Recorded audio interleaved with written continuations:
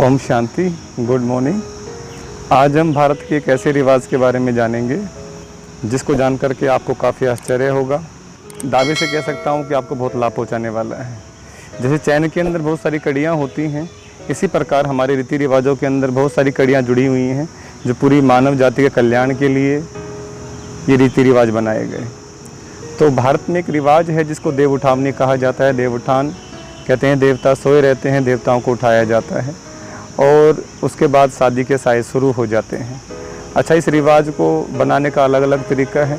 कई लोग तुलसी और सालिग्राम का ब्याह करते हैं। विवाह होता है तुलसी सालिग्राम का। सालिग्राम एक काले रंग का पत्थर होता है, तुलसी वो पौधा होता है। इन दोनों का ब्याह कराया जाता है। उसके बाद शादी के साए, घर घर में शादियाँ शुरू हो जाती हैं। तो एक जगह ऐसा भी होता है भारत के अंदर में, जो हरिजन भाई बहनें हैं, ऐसी कोटे से हैं, शेड्यूल कास्ट से हैं, उनमें ये होता है। मैं कहीं गया था तो मैंने वहाँ पर देखा नहीं, सुना था, लोग बात कर रहे थे तो मुझे मालूम पड़ा कि जब देव उठाए जाते हैं, कन्याएं आती हैं, जो मैरिड औरतें जो शादीशुदा औरतें हैं, वो अपनी सलवार का नाड़ा जलाती हैं। मुझे बताने बड़ा अजीब लग रहा है, लेकिन इसके अंदर बहुत गहरा राज छुपा हुआ है। सलवार का नाड़ा जलाना, इससे क्या मतलब है जो देवता उठेंगे? इसके पीछे बहुत गहरा मैसेज है। जैसे अखरोट के अंदर में गिरी होती है, नारियल के ऊपर में बड़ा कठोर, अंदर में खाने का मटेरियल होता है। नारियल को साबुत कोई नहीं खा सकता, बच्चा छील भी नहीं सकता। उसको तोड़कर कोई खिलाए, छील के कोई खिलाए तो बच्चा खा सकता है, उसका पानी पी सकता है। इसी प्रकार जब तक हम योग साधना नहीं करते, हम अपने रीति रिवाजों को नहीं समझ सकते। परमात्मा की असीम अनुकंपा हुई है, कृपा हुई है, जो परमात्मा ने, भगवान ने मुझे ये अनुभव कराया। ये मैं इसलिए आपसे शेयर कर रहा हूँ ताकि आपको भी लाभ हो इस चीज़ का। ये परमात्मा ने अनुभव कराया है। जब मैंने सुना था फर्स्ट टाइम सलवार का नाड़ा जलाया जाता है, वहाँ पर जेंट्स अलाउ नहीं होते, लड़के अलाउ नहीं होते, कन्या होगी और नारियाँ होती हैं, वो भी मैरिड। और मैरिड औरतें ही खाली जलाती हैं सलवार का नाड़ा। हल्की सी आग छुआती हैं, कहते हैं उठो देव जागो देव, ये गीत गाते हैं। मैंने कई लोगों से पूछा इस रिवाज के बारे में, लेकिन इसका जो मतलब है कोई नहीं जानता। कहते हैं हमारे बड़े बुजुर्ग करते आए हैं, हम भी करते हैं। इसका असली अर्थ ये है, जब मैंने योग साधना करी, मेडिटेशन किया, तब मुझे मालूम पड़ा कि वास्तव में जब कलयुग के अंदर में ये रिवाज इसलिए बनाया गया था, जब कलयुग के अंदर में मानव स्वयं को भूल जाएगा, अभी अपनी देवी शक्तियों को भूल जाएगा, अपने देवी स्वभाव को भूल जाएगा, अपने नैतिक मूल्यों को खो बैठेगा, तब नाड़ा जलाना, कितना भी नाड़ा जलाइए देवता नहीं उठेगा। नाड़ा जलाने का मतलब है प्रतिज्ञा करना। जैसे दिखाया गया ब्राह्मण क्षत्रिय, हमारी बॉडी के अंदर दिखाए हैं वर्ण, ब्राह्मण क्षत्रिय वैश्य और शूद्र। शूद्र दिखाते हैं नाभि के हिस्सा, नाभि से नीचे का हिस्सा। तो नाभि से नीचे का हिस्सा जो शूद्र दिखाया गया, जब पूरा मानव ही, नर नारी सब शूद्र हो जाएंगे, सबकी थिंकिंग लेवल डाउन चली जाएगी, सबका जो थिंकिंग लेवल डाउन चला जाएगा, सबकी मनोवृत्ति गंदी दूषित हो जाएगी, विकारी हो जाएगी। तो नाड़ा जलाने का मतलब यही था कि पवित्रता की प्रतिज्ञा करना, ब्रह्मचर्य की प्रतिज्ञा करना, कि नर नारी घर गृहस्थ में रह करके ब्रह्मचर्य की प्रतिज्ञा करें और एक दूसरे से वादा करें, परमात्मा से वादा करें, प्रकृति से वादा करें कि पवित्र जीवन जी करके गृहस्थ आश्रम को सुखी आश्रम बनाएंगे और नर बनेगा नारायण। जो सालिग्राम दिखाया है, सालिग्राम पत्थर का, वो नारायण का रूप इसलिए पूजा होती है। तुलसी होती है, तुलसी जो है वो पवित्र पौधा होता है।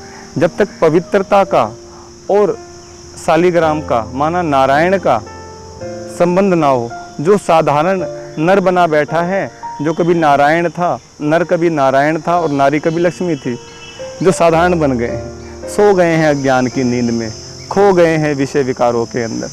जब परमात्मा चेतना आकर के जगाती है, तब नर नारायण बनता है और नारी लक्ष्मी बनती है। तो नाड़े जलाने का मतलब यही है कि स्वयं से कमिटमेंट करना कि हम पवित्र जीवन जिएंगे और अपनी पवित्रता की धारणा से अपने जो भीतर जो देवता सोया हुआ है, अपने भीतर जो देवी गुण इंसान के जो लुप्त हो गए हैं, उनको दोबारा जागरूक किया जाए, जगाया जाए देवी गुणों को, और अपनी देवी चेतना को जगाया जाए। जो अज्ञान की नींद में नर सोया पड़ा है वो जागकर नारायण बन सकता है। अगर मनुष्य यही सही योग साधना करे, तपस्या करे। तो जिस प्रकार सिद्धार्थ महात्मा बुद्ध हो गए, भगवान महात्मा बुद्ध, महावीर स्वामी, भगवान महावीर स्वामी हो गए, है ना। और देखिए आप, नर ही नारायण का रूप होता है। जब तक हम स्वयं को जानेंगे नहीं, योग साधना नहीं करेंगे, जितने भी धर्म ग्रंथ हैं, चाहे गुरु ग्रंथ साहिब है, चाहे बाइबल है, चाहे कुरान है, चाहे श्रीमद् भगवद गीता है, जो धर्म शास्त्र हैं, पवित्रता का महत्व बहुत बताया गया, ब्रह्मचर्य के महत्व को बहुत इम्पोर्टेंस दी गई है। अब मनुष्य नहीं जानेगा, इसका अमल नहीं करेगा तो उसका बेड़ा गर्क होने वाला है, हो रहा है। पूरा संसार ही नरक हो गया है, काम वासना की आग में संसार पूरा जल रहा है।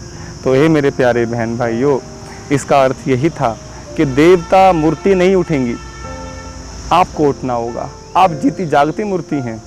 देवताओं की तरह तुम्हारी आँखें हैं, तुम्हारा मुख है, तुम्हारे बाल हैं, तुम्हारा शरीर 5 तत्वों से बना है। देवताओं की जो मूर्तियाँ आप पूजते हैं मंदिर में, वो भी 5 तत्वों से बनी है। तो इसी प्रकार अब आपकी देवी चेतना को उठाने के लिए परमात्मा का कार्य चल रहा है।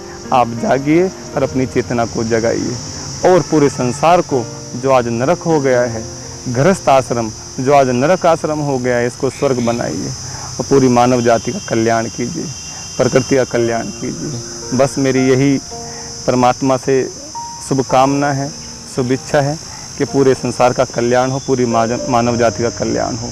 और कलयुग के अंदर में हनुमान माना पवित्रता की शक्ति, ब्रह्मचर्य की शक्ति ही जो मानव का कल्याण करेगी, पूरे जगत का कल्याण करेगी। तो मैं बस यही बताना चाहूँगा कि देव उठावनी का वास्तव अर्थ यही है।